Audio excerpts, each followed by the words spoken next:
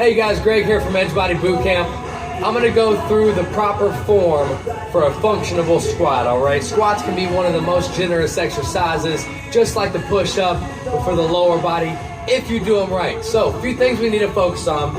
I like to start with a shoulder width squat. It calls for good balance. It's gonna target 3 major points of the legs. It's gonna get a little bit of glute in there, a little bit of hamstring, and then the thighs, the quads there. So, once we got our shoulder width stance, I like to open up the toes about 5 degrees on each side, all right? We don't want the feet quite parallel. We don't want them out too wide there.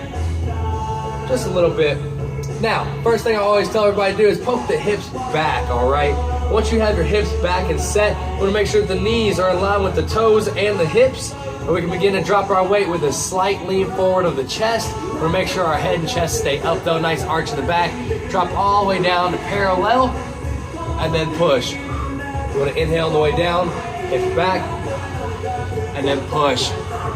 Now from the side, you can see what I'm talking about. The hips are a very important part of this, all right? We want to start by poking the hips back, keep an arch in the back, head and chest up, knees are in line, inhale down, exhale up. Now advance, if you want to bring the squat down a little bit lower, break that parallel, get those hips involved, get the glutes involved.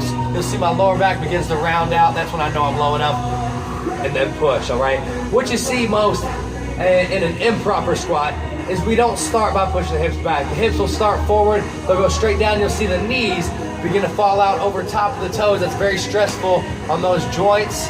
All right, about halfway down, I got a lot of tension right here around the knee, and then I want to push back up. That is solely utilizing the quad muscle. If you want more than just the quads to be using this movement, you want to burn more calories, get the entire leg tone, uplift that backside, make sure you keep those hips back, all right? Let's get these squats working proper.